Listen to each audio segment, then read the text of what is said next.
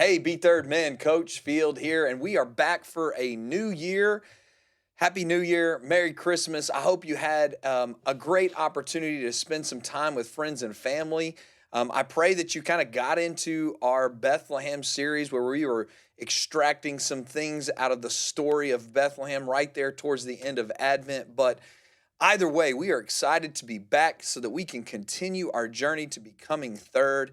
And this year, I'm going to fast forward us a little bit. As many of you know, B3rd Men is a byproduct of an organization that we run as well called B3rd Athletics. And coming out of Christmas season, I like to start with Joy Week. And so I am catching us up. We'll go back and catch some of the lessons that we missed, probably around spring break and some other dead periods of B3rd Athletics. But I think it'll be a little bit more fun for us to be in sync with all of these male and female athletes and coaches and their parents, because I'm going to push you and I'm going to ask you a little, pray for them during the week as you're continuing your journey to becoming third. And we're focused on joy this week. You can pray for them to have authentic joy as well.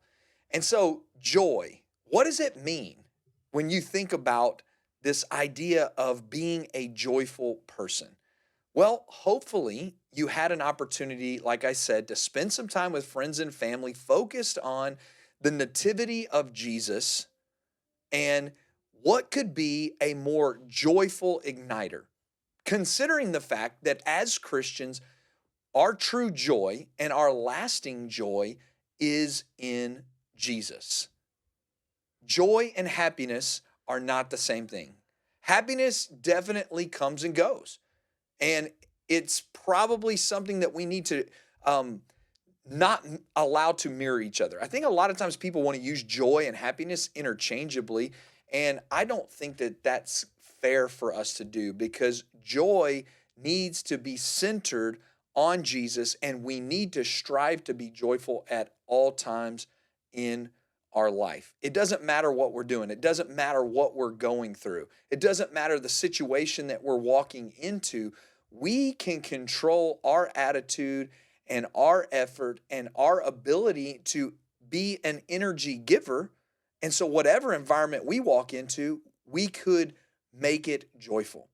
If you have a wife and kids like me and you come home from a busy day's work, when you walk through that door, you get to make a choice. Am I going to add joy to the home, or am I going to bring maybe the busyness and the stress of my routine this day and potentially take joy away from my kids when they're excited to see me as I come in through the door? Or maybe it's the opposite. Maybe they've had a hard day. Maybe you walk into a scenario that's a little chaotic. Everybody's rushing and getting ready for the next day, doing homework. The little kids are going crazy. And it might not be such a joyful environment. Once again, we're faced with the choice as men. What are we going to do? Are we going to compound the problem, use our anger and our anxiety over those situations to make the situation worse? Or are we going to bring the joy of Jesus to our spouse and to our loved ones, our kids, wherever we might find ourselves? And we could say that same thing about work. Whatever environment we're in, whatever we're going through, can be joyful. So let's think about this. And I want to use a sports reference because I think a lot of us played sports growing up. And if you are on social media like me and you follow sports at all, one of the things that drives me absolutely nuts is when a kid gets recognized at the end of an exhausting game for playing really well. And I see it in all kinds of sports, and it's predominantly with our male athletes. But the media person is taking their picture so they can maybe put them on Twitter or some form of social media, or maybe they're putting them in the paper. They're going to go on the news, and bam, they snap that picture, and it looks like that young person just got arrested, and it's their new mugshot. And I'm just like, what do you think you're accomplishing?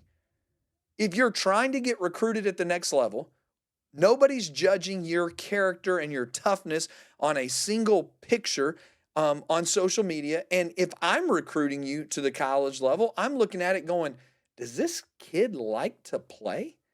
I mean, yes, you might be exhausted, right? And I'm not talking about a fake joy. I'm talking about a lasting joy where we know that, hey, Jesus has me in this situation. And no matter the suffering that I might be enduring, I can choose joy. Jesus, others, you. Be third. God, others, me. It's another great acronym to remind us of the order of things. And so I would encourage you to think back to your being an athlete and all of the confusion sometimes that we have, and then carry that forward as men. We don't have to put on a stern face. We can just be a joyful person. We also don't have to go the other direction and pretend and do all this fake. It's not fake. That's not what I'm talking about. I'm talking about bringing the joy of Jesus Christ, that nativity Jesus that humbled himself to come down and save us from our sins. Allow that to reside in our soul in such a way that no matter the circumstance, maybe we have a loved one suffering in the hospital, dying of cancer. Maybe it's us one day facing our own death. How do we do it? We do it with joy. And that's what we're going to focus on this week as we dive into the scriptures and we learn, because if we can become a joyful people, then all of these environments we find ourselves in, we're going to be a better billboard for Jesus Christ. And we're going to draw others more toward him with joy than not being joyful in circumstances where maybe it's even difficult. And so I'm praying for you. Please pray for me this week, because let's be honest, as men, sometimes being joyful might be a hard attribute for us to carry through in all of the different circumstances of our life. Thanks for being back with us. God bless.